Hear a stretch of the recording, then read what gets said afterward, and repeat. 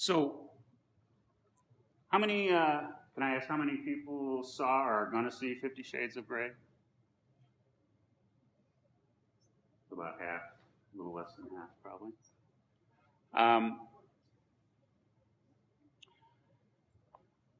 Knowing, well, let me just pause here and is there any questions that people are got right now before we move on that you'd like to throw out? Oh, I also know I've got these anonymous ones here. This is amazing, this technology to be able to do this. And this is a really great tool in this kind of context where, because it is still difficult for people to speak up and in front of others, you know, and maybe, whoa, I gotta say my question in front of people I know, people I don't know, etc. So I've got, I think, about a dozen questions that people have already contributed that we can talk about, but is there anybody who, yes? So you were kind of talking about therapy in general. So right now there's a push to ban conversion therapy in Oregon. Can you comment on that a little bit more? Yeah. It's not my area of expertise. You know, I mostly deal with I deal with any orientation, but my focus, my personal approach is, you know, as a heterosexual male. So there's probably people who are a lot better informed about that particular topic. But I do have my opinion, and that is that this is, again, it's sexual authenticity is your birthright. To be who you are sexually, you know that. Then nobody should be tampering or interfering or trying to change you into something you're not. That's my opinion, in the simplest way I could put it. Do you have a thought about it? No, I just know that was currently in the news right now. Yeah. I hopefully think we're kind of past that curve, and I think the conversion therapy whole thing is really getting shot down pretty much across the board. I don't think anybody can stand on those legs. Yeah, I wonder if you could talk much more specifically about fetishes. In other words, I'm not even sure what you mean, what it means, and about safety, and maybe pick up some of those questions. So let's get down to the sex part. Yeah. We're here to learn about sex. Sounds good. Well, that's right where we got to, and that's good. Now, someone who's a fetish sexual in the model that I use has what I call a personal erotic myth that drives them to orgasm or other deep erotic state. This is, for many people, very clear in their mind. They know what they desire. They know who they are. Many of them knew since they were children, prepubescent. So Eros isn't triggered by puberty. You know, the biological capability to give, you know, to create new life happens at puberty. But Eros, this erotic nature of us, for many people, a good percentage, and I've got a slide that'll refer to that in a bit, you know, happens well before puberty. So what's going on? I mean, that was curious, you know, to me, and that's from my research, which I'll get to. But so this is someone who has, and I think this is a pretty broad spectrum of the population, you know, so in this drive towards orgasm, in a culture where we don't really speak openly and honestly, you know, nobody's saying what's going on, but in the drive towards orgasm, even if you're trying to hold it down or tone it down, at a certain point when the erotic psyche takes over, this is a whole nother animal that's coming online and embodied in your body. And suddenly you're in these wild, fierce gestures, you know, are showing up, and vocalizations are occurring in that last minute right before orgasm.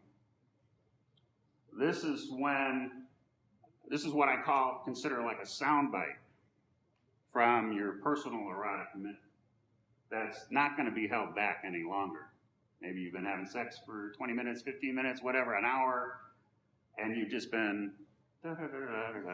or passionate or whatever, but the real potent aspect of your Eros is going to show up, you know, and is driving you to orgasm.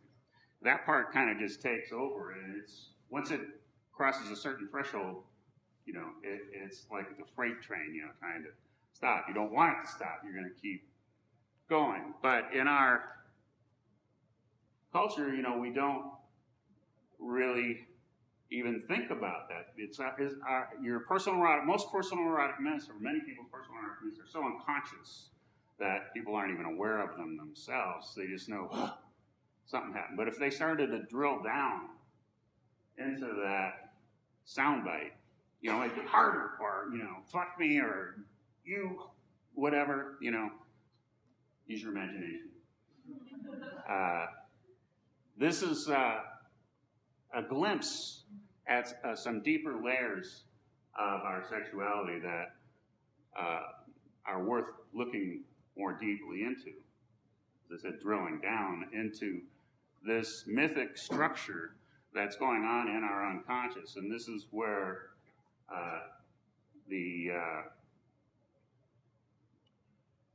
and there was a little piece I wanted to get to there, but I guess it'll float back in around. So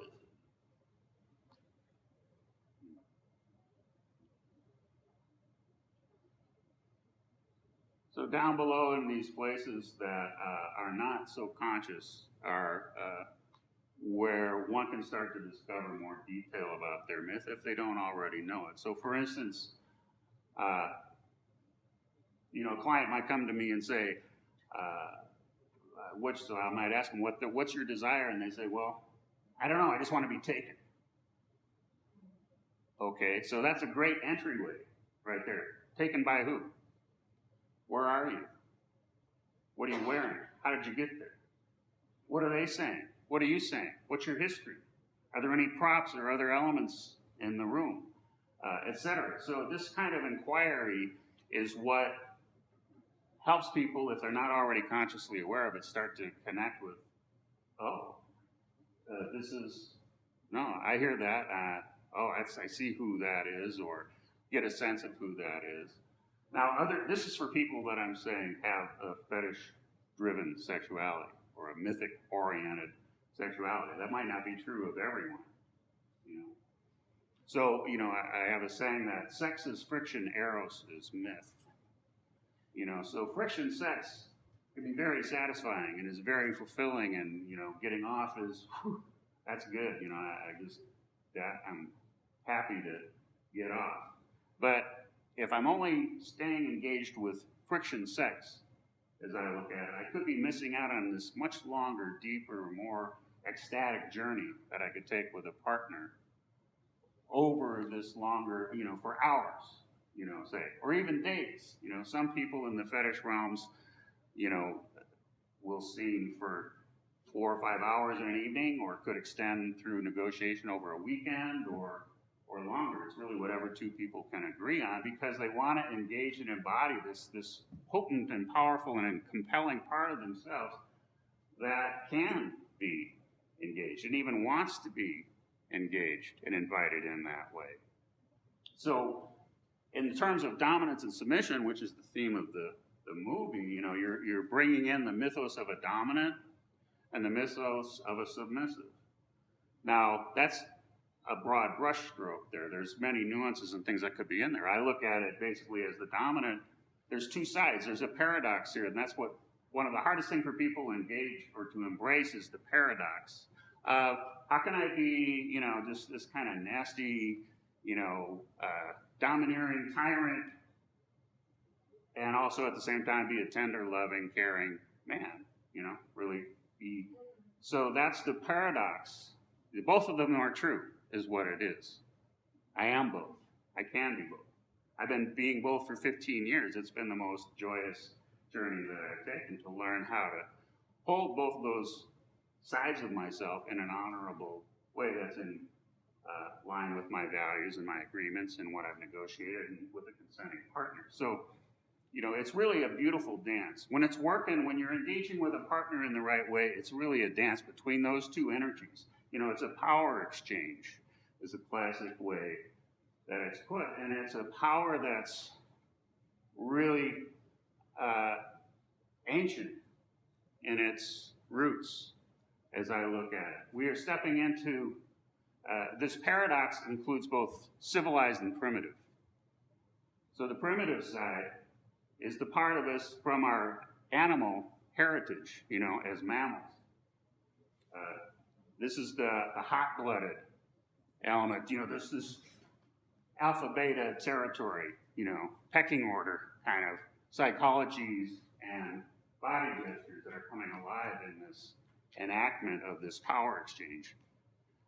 It's also the reptilian mind is being engaged, or the cold-blooded, you know, the cruel, the sadist uh, type of energies on the one hand, and the same thing with prey, you know, predator-prey energies. You know, the submissive is embodying this very docile, you know, head bowed, and I am not saying gender-based, you know, this can be male on top, female, male on the bottom, etc., and all the variations possible, but these energies are what's being called up from how my experience of it has been. So this is a very exquisite dance to be able to take this very intimate journey with your partner. And why it's so powerful and so compelling, one level of it is because it's so, the level of intimacy required, the level of trust required is profound. To have my partner being able to welcome my fierce, you know, beast energy and still love me afterwards, and that, you know, and it was just, oh, I was so hot, I'm so, you know, bringing that on is, wow, how empowering does that feel to be loved for both my dark side and my light side, you know, my primitive and my civilized part of me. Now, make no mistake, these are shadow parts of us that are running around the world and running amok in the world right now. The sadist is responsible for all kinds of mayhem around the world, but it's an unconscious sadist, and it's often in the name of righteousness, you know, that our sadist is operating in the world. From teachers in school who are treating students like prey, to the way we engage the world militarily, and you know, as you know, we're basically mammals out there in the world right now, just duking it out for territory and power in the political realm. So what this, in a way, is calling in those energies back into the self so that you can engage them in a conscious way with your partners and not being leaking into the world in these unconscious ways.